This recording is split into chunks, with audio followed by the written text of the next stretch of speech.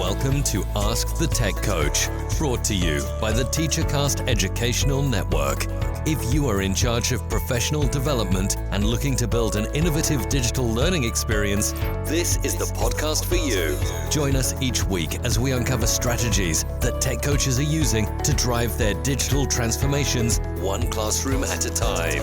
And now for your host, with over 2 decades of experience working with tech coaches and ed tech companies from all around the world, Jeff Bradbury.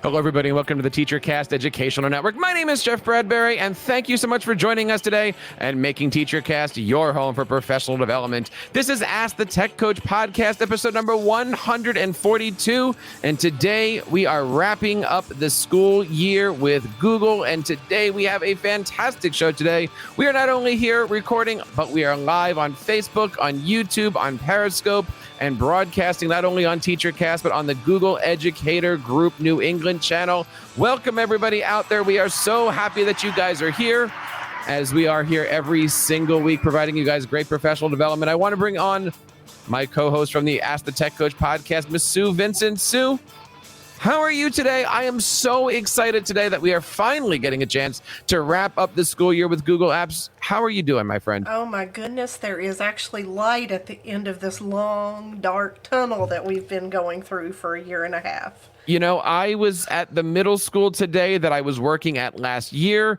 and there was I don't know, how do you explain it? The vaccine bus was there, and they were vaccinating our middle school students. I was so thrilled, so excited, and gave me a lot of goosebumps. As, you know, I was actually sitting in the room last year.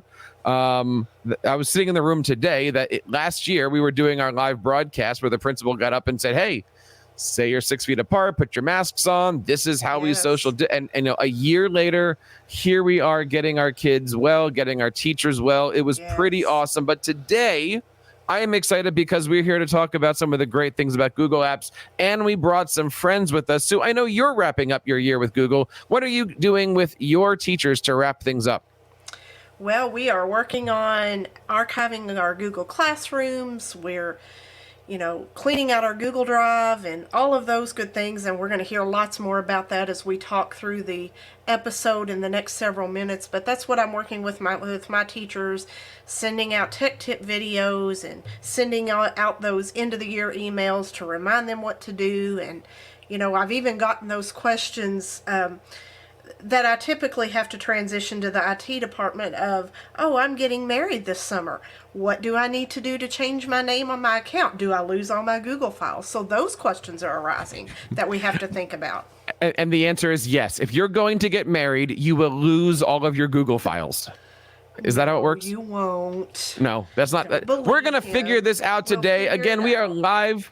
And if you guys are out there, as I see so many of you guys are, please leave a comment. We would love to see it. I see Peter is out here saying good evening. I see Eric is out here today, even Google Educator Group New England. And I want to bring on some of our friends from the Google Educator Group New England. I want to bring on Miss Joli. Joli, how are you today, my friend? It is good to see you. I'm great. Happy to be here, Jeff. I am so excited. Did you know that if you got married, you lose all your Google files? I did not know that. Learn something new every day. No, that's certainly not true. Of course, it's not true. We've got some great things going on. Joli, tell us a little bit about yourself. Well, my name is Joli Boucher, and I'm a literacy and information technology teacher at an elementary school in Plymouth, Massachusetts. So that means I teach library class and literacy skills and digital literacy technology skills. So welcome to the group. And of course, we're looking forward to hearing all about all the great stuff that you are doing to wrap up your school year. I want to bring on our next guest, Miss Christina. Christina, how are you today? Welcome to Ask the Tech Coach live.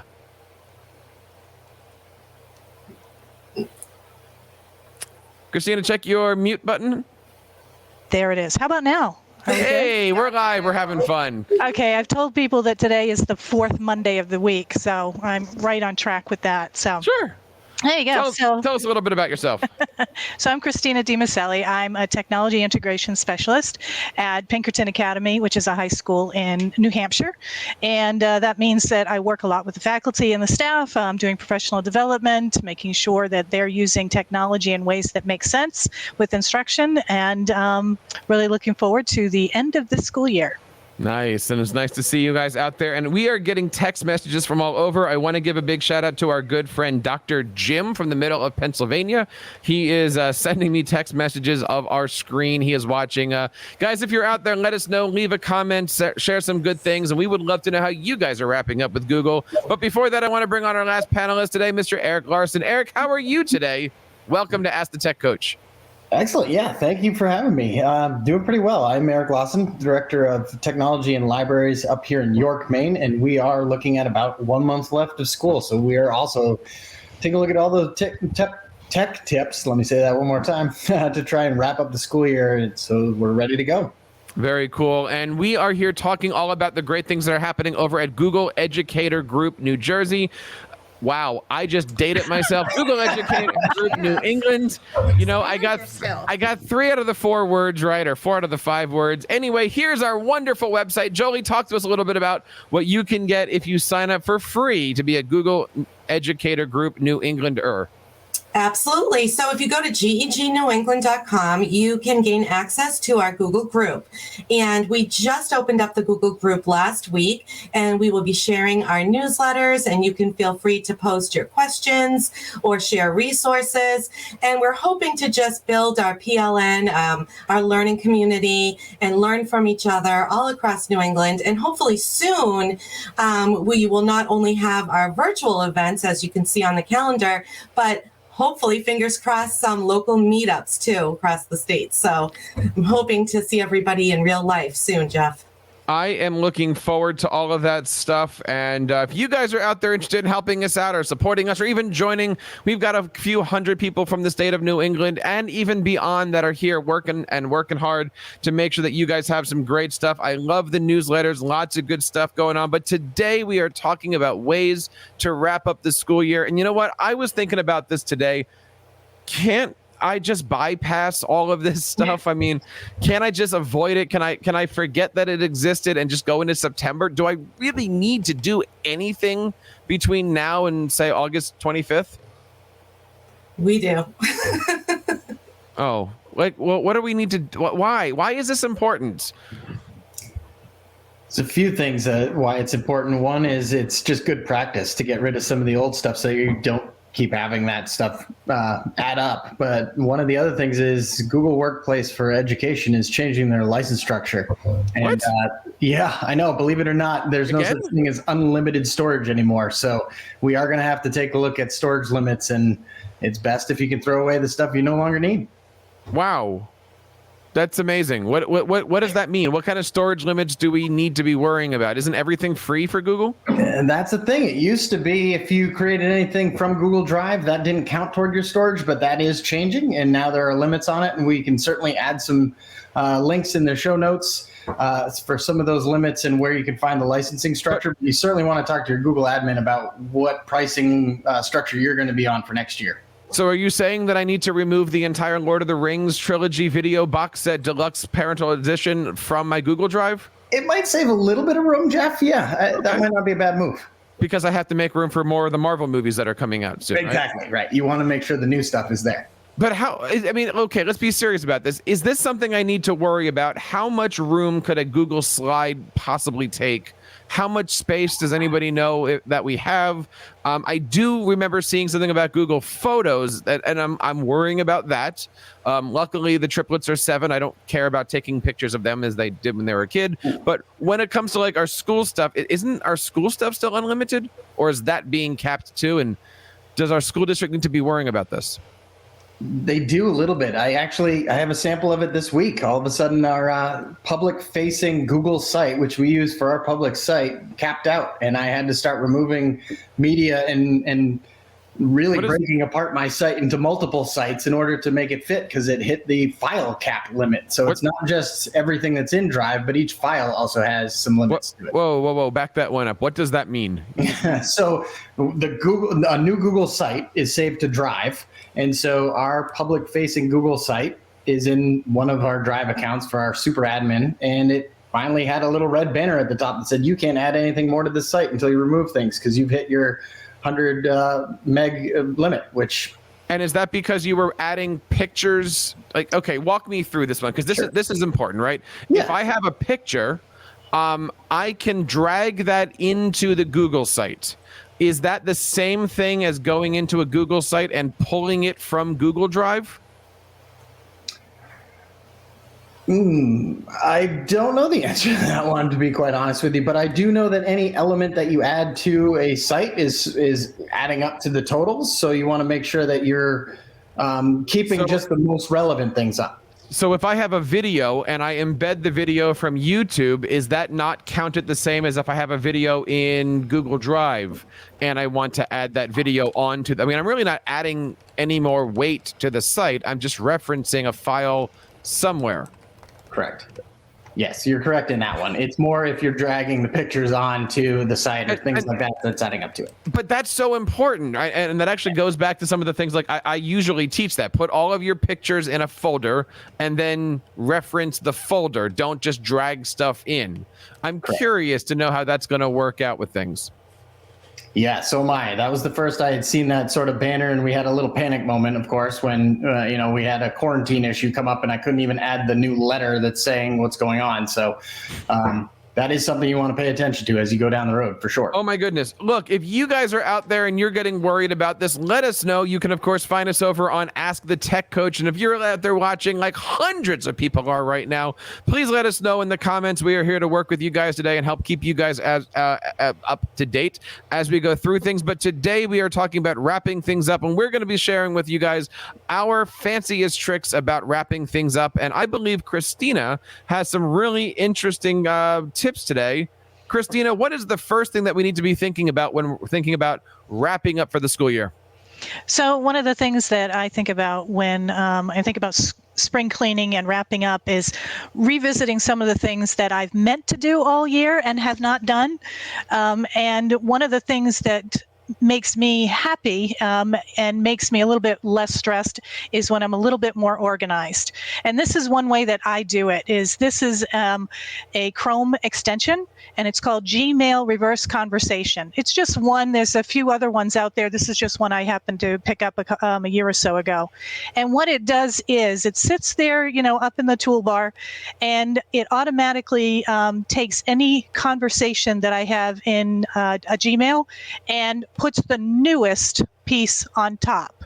So instead of having to kind of dig through and go all the way down to the bottom, either your newest one, your newest thing in that thread is always going to be on top. I find that to be very helpful and reducing that stress. I like that. Sue, we've been talking about Chrome extensions on our previous shows. That seems like it's a Chrome extension that a school district might want to, by default, just put on for everybody. Right, just globally push out there. Yeah, and like I said, this is just one of them. I think, Cloud HQ has one. So this is just one to take a look at. But I find it to be really helpful for me to keep myself in check. Now, you had a couple other things about Gmail. Talk to us a little bit about your second tip here.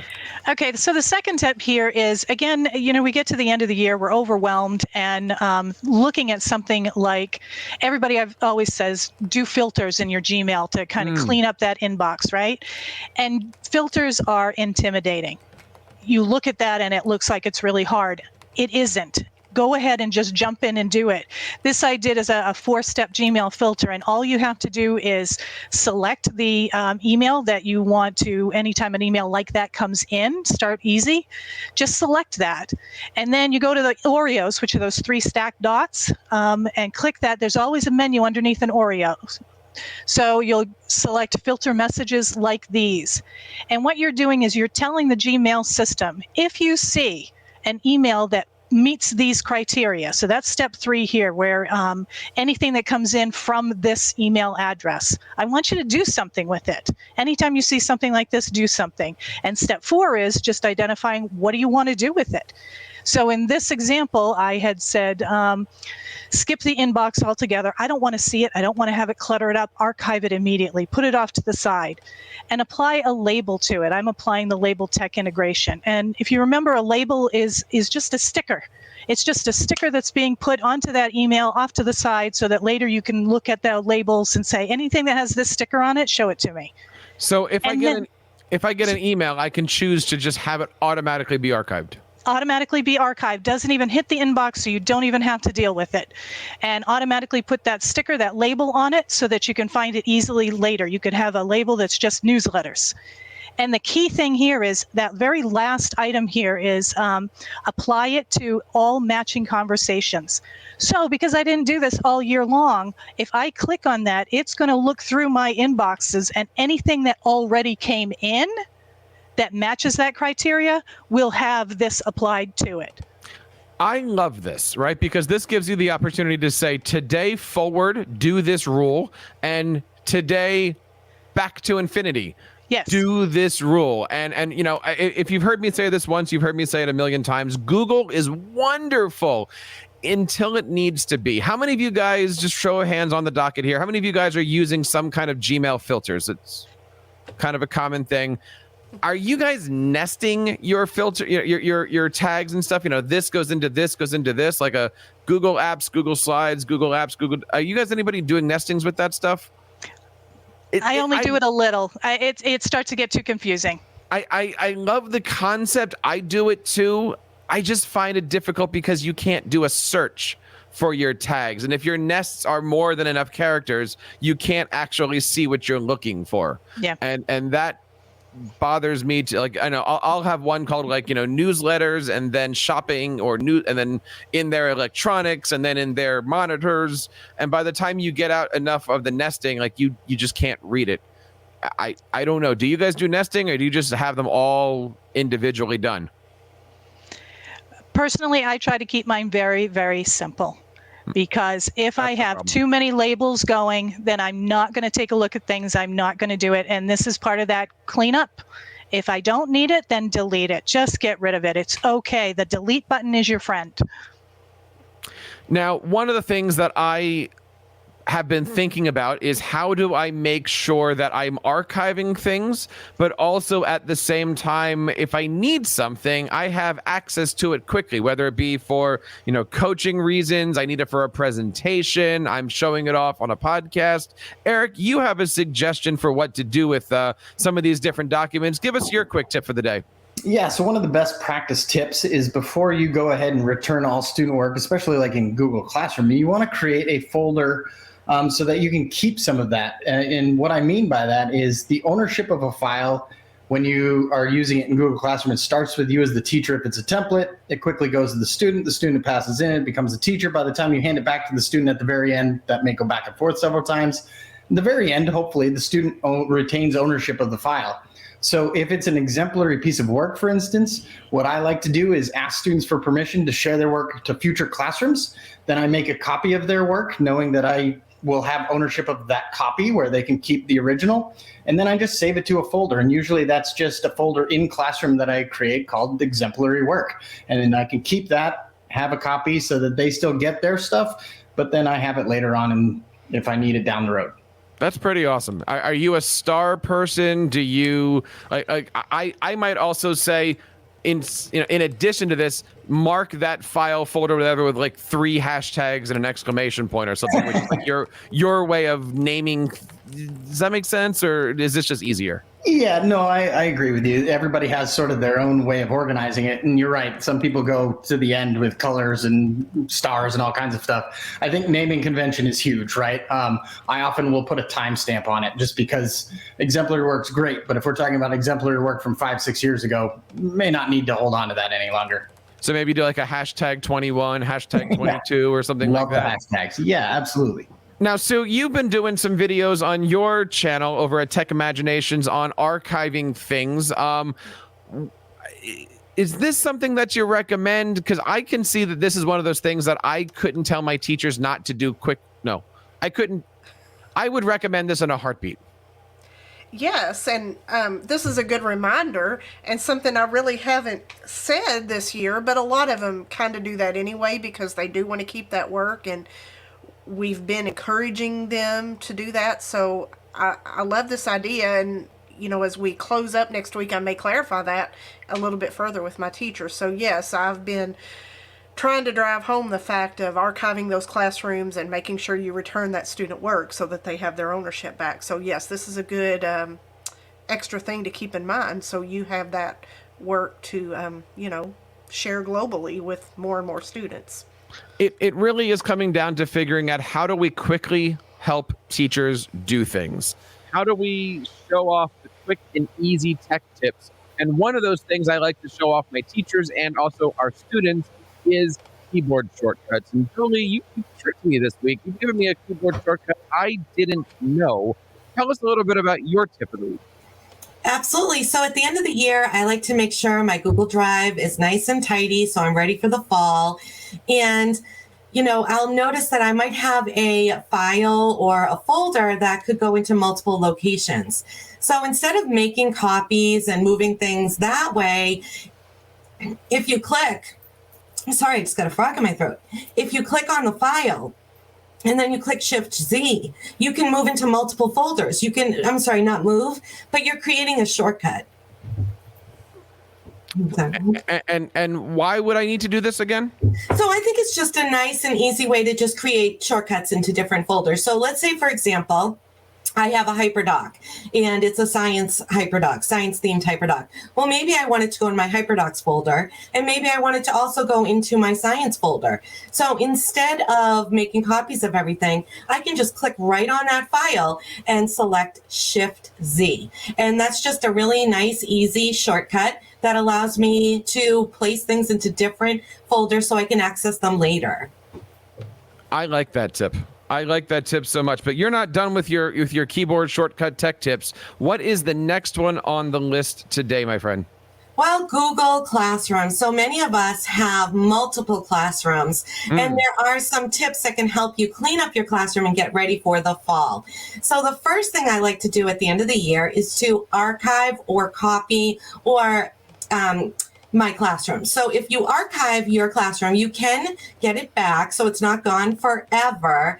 And if I copy the classroom, I'll have a copy of all my assignments. I'll have everything in the same order, but I will no longer have the students enrolled in that classroom. It's just a copy with all the different assignments. So I think that's a really useful tip. So many times I'll see teachers deleting their classrooms. They don't realize they can archive it, and then they can gain access to it later if they need to. Yeah, don't forget that on a Google Classroom, even if you archive it on a new classroom, you can pull in those posts and reuse them again. Yes, such a good feature to reuse the posts. So I did have an infographic on one of the slides that you can gain access to at bit.ly/GC cleanup, just some end of the year cleanup tips. So first, I like to grade and return all student work and then archive the old classes.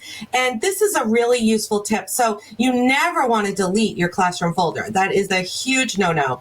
But what you can do is open up the classroom folder and you can create an archive folder, and then you can click and drag all your old classroom folders into that folder and label it, archived folder 2020, 2021.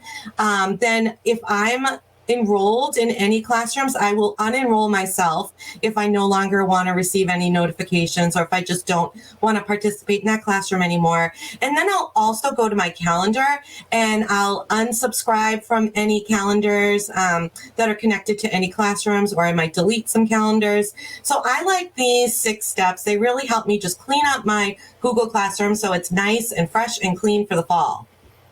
Now, I just want to make sure that we're clarifying some things in here. You should not delete your classroom folder, but am I correct in thinking you can move it around? You just can't delete it. Correct. You can delete it. I'm sorry, you can never delete it. No!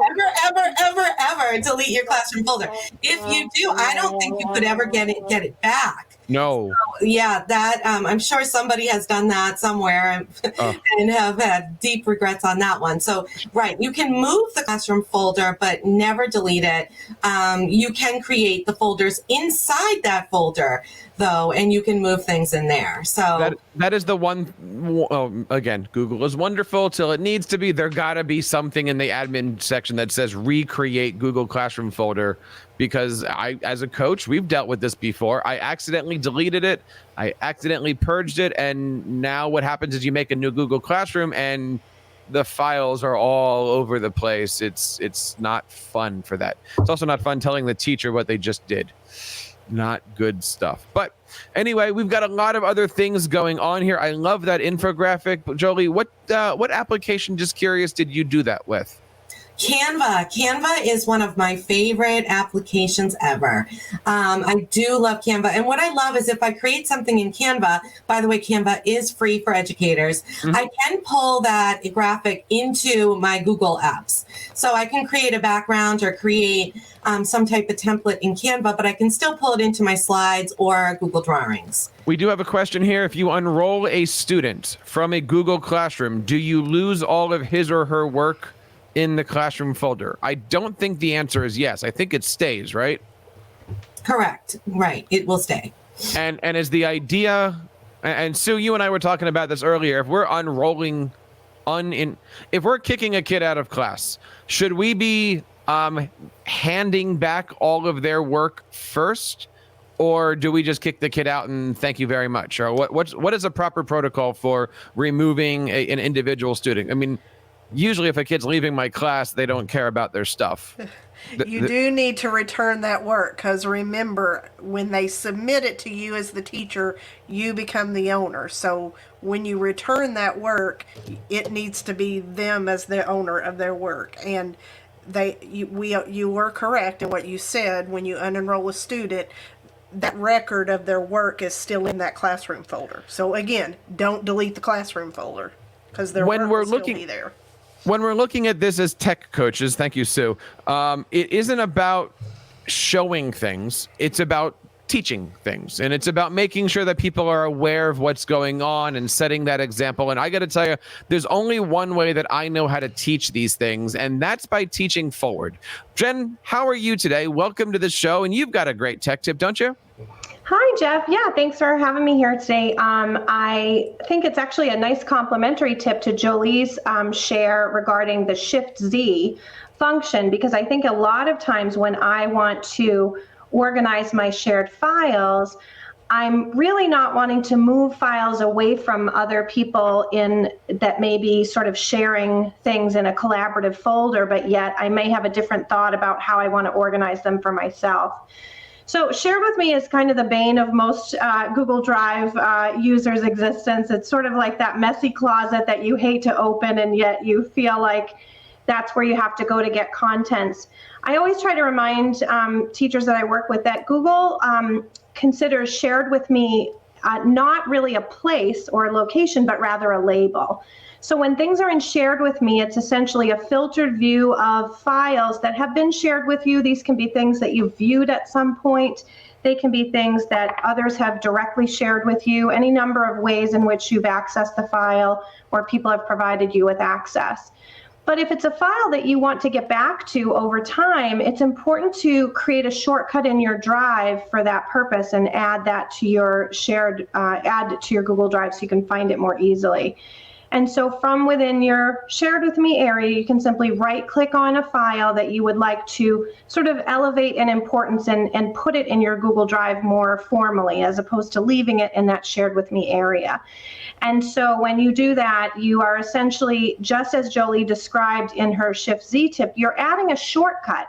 And the important thing for users to understand is that a shortcut is not a copy, which means that whenever you access that file, regardless of the location, even if you have the file stored in multiple locations, that file is the same one that all the users are using and always going to give you the most up-to-date copy. So it's a really helpful thing to understand that shared with me files are shared with other people, and so we want to be careful about what we do. We don't want to really delete them. We don't want to really drag them and move them in a traditional way, but by right-clicking and choosing add a shortcut to drive, we can locate them in a place that makes sense for us while maintaining all of the things and locations and things and sharing permissions for any other users that may be sharing the file as well. You bring up a lot of good points here, right? And one of them is you need to know where you put things. You need to know where you're putting things. Sometimes you want to take them out. Sometimes you want to Google take them out. Jenn, talk to us a little bit about your next tip here of the day. Yeah, so Google Takeout is a really fantastic option, and it's something I talk to teachers about usually very early on when I'm trying to get people to think about moving to Google as a place to keep all of their things. As teachers, we make such a huge investment of our time creating really wonderful resources for students, and there's always a worry that, well, what if I change jobs or I leave my district? Do I really want to save my things in my school folders, because what if I leave, will I still be able to get to them? And so I try to tell teachers pretty early on that Google has a really great option for you that can be exercised at any time, and that's Google Takeout. Google Takeout allows you two options to essentially take a copy of your contents with you, and those two options are the one that I prefer, which is a takeout transfer that allows you to directly migrate contents from your school account into either a personal account or another Google for Education workspace account. The other option is to use what is considered the classic transfer tool that allows you to migrate your content as a zip file or series of zip files. And it actually converts the format of those files into a standard Microsoft Office format. So both of those options are available provided your administrator allows them in the admin console. If it's not allowed, it's worth having a conversation with your administrator because sometimes they just aren't aware of this setting. It's a default off, so you may have to ask them about it. And it is also very safe to do at any point because it's not actually taking things away, it's simply creating a copy. So some people use this feature even as a backup tool to create a copy of their contents. So Google Takeout is a great option both for teachers looking towards a new job in the starting school year, also students who may be moving to new schools or graduating out. So I provide in the show notes today a link to a resource that allows you, if you're in a school district, to just make a copy of a handout that has instructions for students on how to do this so that you can share that with students and customize it for your district and use it to provide that information to staff and students. You know, Jenn, Google Takeout is a nice, easy way to do all this stuff. If you're moving, if you're leaving the district, if you're graduating, or as you said, you just want to back things up. And it's really important that you do this only once. I made that mistake a few years ago where I accidentally started and stopped it, and I realized I had like 3 copies of things, and it ended up costing me $3 a month to actually up my Google storage because I realized that I was pulling over multiple copies of the entire Lord of the Rings series, and we don't want to be doing that. So make sure that when you're doing this, you know what you're moving over. It could be something small. It could be Eric's website, or, it could be that you need to really reconsider what you're doing with your district. Eric, you were mentioning earlier that Google has now changed the way that they are marketing their product to people. Talk to us a little bit about the new educational pricings. Yeah, so it used to be that there was Google for EDU, which was free, and a Google Enterprise, which cost a little bit of money. And some of us who were able to get into that through a marketer are sort of locked in for a few years. But if you're not, and you want some of those additional features, or if you want some extended storage, you can go to this website, which we will have in the show notes, where you can still retain the free version, but certainly all of the updates to Google Meet and some features with Google Classroom in the storage space is going to cost a little bit more. So you really have to make sure you look down through these. And of course, this is more for the Google admin end more than anything because it's for the whole domain, or it's going to be a per student per year type of cost, something like that. But it's certainly worth a look because every district's different. You can pull down reports from the admin console to kind of see where you're at, who's using up the most space, to see what would make the most sense for you moving forward.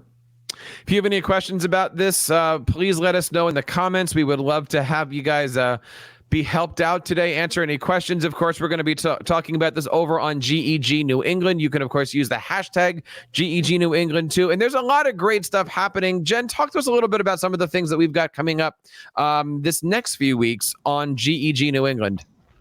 Yeah, so we are really excited to share some of our favorite tips related to celebrations that teachers are often looking to have at the end of the school year.